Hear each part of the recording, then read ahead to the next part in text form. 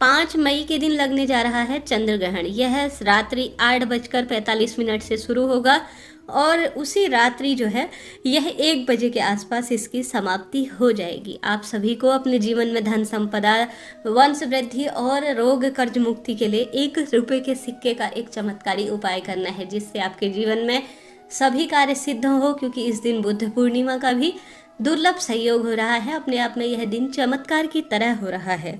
आप सभी जानते होंगे, सूर्य ग्रहण या चंद्र ग्रहण हो, इनका राशियों पर विशेष प्रभाव पड़ता ही है।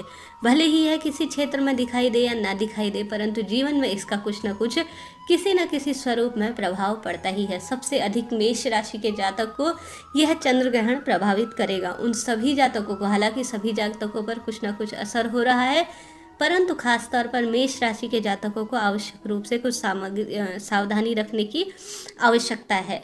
महादेव और चंद्रदेव का आराधना करें, क्योंकि चंद्र देवता जो है मन के कारक के रूप में जाने जाते हैं। कमजोर अवस्था में होने पर कहीं ना कहीं कुछ ना कुछ रोग इत्यादि मनुष्य को बहुत अधिक परेशान करते हैं, आप सभी जानते होंगे।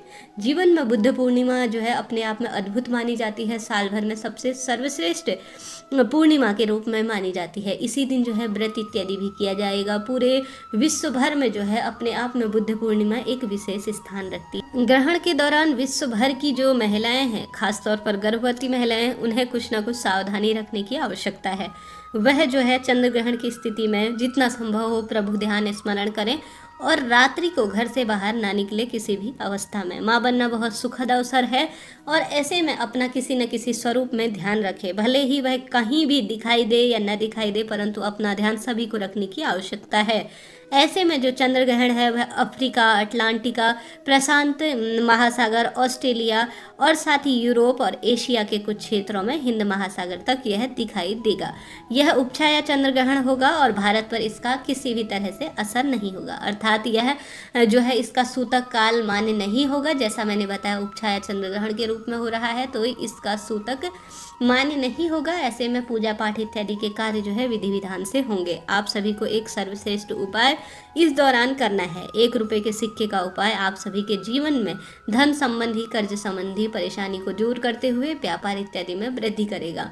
इसके साथ ही सभी व्यक्तियों को जब चंद्र ग्रहण समाप्त हो तो सुबह स्नान इत्यादि से निवृत्त होकर एक समय का भोजन पंडित जी के घर पर जरूर से भिजवा देना है। साथ ही सफेद रंग की वस्तुओं का दान करना और महादेव का सफेद फूलों से श्रृंगार करते हुए उनके ऊपर चावल, दूध, दही, घी, शक्कर इत्यादि समर्पित करना चंद्र ग्रह की स्थिति को मजबूत करने वाला होगा। ऐसे में आप सभी अपना विशेष रूप से ध्यान रखें, खास तौर पर मेष राशि के जातक। हालांकि अन्य लोगों पर भी यह बात लागू होती है कि उन्हें भी कुछ न कुछ सफेद रंग की चीजों का दान जरूर से करना है। तो हम बात कर रहे थे 1 रुपये के सिक्के के उपाय की। आप सभी को गंगा जल ले लेना है चंद्र ग्रहण से पहले। जैसा कि समय आपको मैंने बता ही दिया, उससे पहले ही आप सभी गंगा जल का प्रयोग करें। गंगा जल जो है सबसे शुद्ध बताया जाता है मोक्ष की प्राप्ति में और पितरों की सभी कार्यों में और सभी शुद्ध कार्यों में और अशुद्ध कार्यों में भी गंगा जल का प्रयोग सर्वश्रेष्ठ उपाय के रूप में जाना जाता है।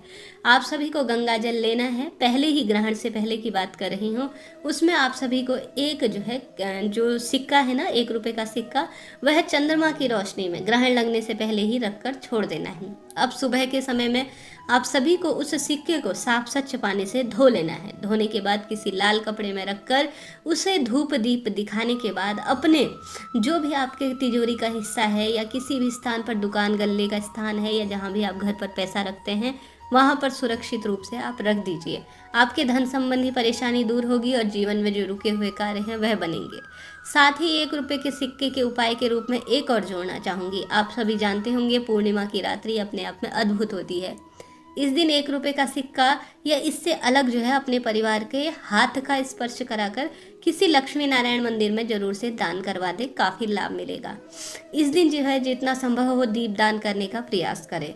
माता रानी, भगवान शिव जो है इस दिन के रूप में माने जाते हैं, अर्थात पूर्णिमा के दिन इनका भी पूजन किया जाता है। साथ ही भगवान जो सत्यनारायण भगवान की कथा भी की जाती है, आप सभी जानते होंगे। वह श्री हरि विष्णु के ही अवतार के रूप में है, तो उनके मंदिर में आप सभी को आवश्यक रूप से दीपदान करना है। वहाँ नहीं जा सकते तो घर पर ही दीपदान करें, आपको निश्चित ही लाभ होगा। खाने इत्यादि की चीज़ों में आप सभी भारत में रहते हैं तो यह बात लागू नहीं होती, परंतु भारत से बाहर रहने वाले मेरे ऑडियंस हैं तो उन्हें अपने खाने की चीज़ों में ज़रूर से तुलसी पत्र रख लेना चाहिए। श्री हरि विष्णु की इस दिन विशेष पूजा आराधना करें, काफ़ी आपको लाभ प्राप्त होगा।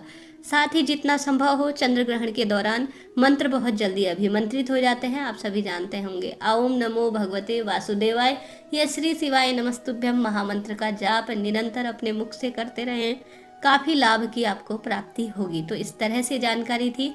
जैसा कि मैंने पहले ही आप सभी को बताया, सुबह निवृत्त हो जाने के बाद, जैसे कि रात्रि में चंद्र ग्रहण होगा तो पहले ही स्नान इत्यादि से निवृत्त हो जाने के बाद महादेव का पंचामृत से अर्थात सफ़ेद चीज़ों से जरूर से अभिषेक कराएं। महादेव के मस्तक पर चंद्रमा विराजमान है, काफ़ी लाभ मिलेगा। चंद्र ग्रहण की जो स्थिति है, कहीं ना कहीं चंद्र ग्रहण का जो प्रभाव है चंद्रमा को ग्रसित करते हुए है, आपकी कुंडली में उतना प्रभावी नहीं होगा सरल से कार्य को करने से।